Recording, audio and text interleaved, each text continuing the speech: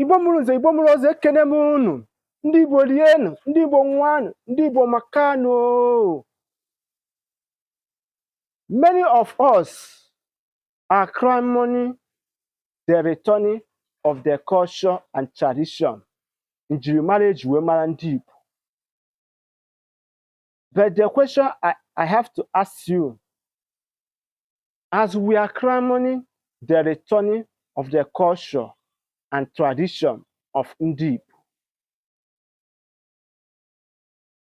kedu mbọ anyị na-agba ịfụ na ọdịnala anyị na omenala anyị na-echekwawara ya n'ụzọ ziri ezi?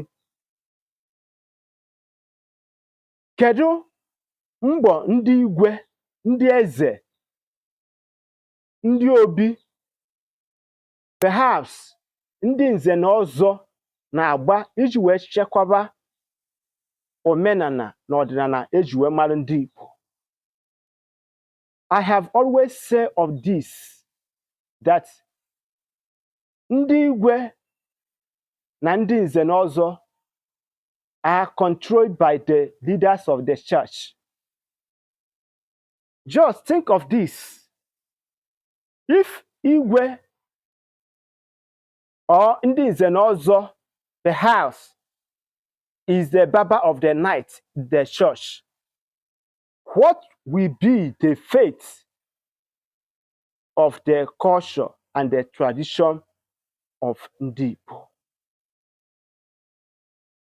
Or can't you know that Igwe will not have interest in culture and tradition, particularly ntọnala eji wee mara ndị Igbo? Or would you think that Igwe will be partial and partake of all these things I'm saying?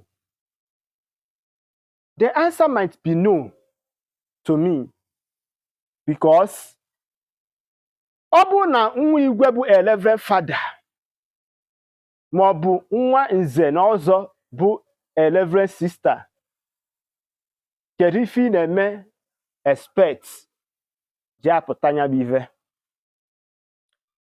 Ịma na o nwere ụfọdụ omenala ma ọ bụ n'ọdịnala enwere ike ị na-eme n'obodo, Igwe nwere ike mee gịnị? Crush it, si na ome gịnị? Is not matter. That's why for those who are clamoring that we should return back to our grassroots, eji ebu ụzọ mee gịnị? Tu n'oge chọwa ewu ojii tupu chi a na-eji, maka na mmiri si n'isi gbarụwa, ndozi nata ya ga-afịa arụ. Ajụjụ m chọrọ ịjụ gị: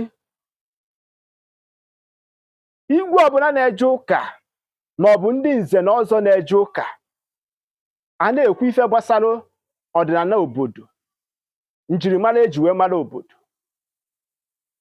kedu ife ị na-eche okwu a nwere ike ịmịta? Ka ọ nọ ịma na o nwere ife ọ ga-abụ emere n'obodo, ị gaghị afụ ndị nze, ị gaghị afụ ndị ọzọ, maka na taburugbuo ndị be anyị sị na ọ bụ na afụ nze ebi okwu, maka na ndị nze bụ the most sacred institution enwe n'ala Igbo, ndị na-afụ maka ọdịnala na omenala ka e ga-esi wee mee ya ka ọ dị mma n'ala Igbo. Chebaa okwu a echiche ime, ma gwa m ebumnobi gị, ife ga-eme ka ọ wee dị mma. Ọ gwụsịkwa ka ọ ha n'onu. Ka a si wee ghara ife ozi a nye gị n'aka, biko kaba arụ hanyere ụmụnna anyị. Gaa soro m n'ife na-eme na my YouTube page, tinyere m akara like, subscribe, ma don't forget to on your link notification bell, so that anytime you come across my video, you are able to watch it. I am only Maazi-UC. Igbo bụ Igbo makanụ. Ndị be anyị, ndewonu.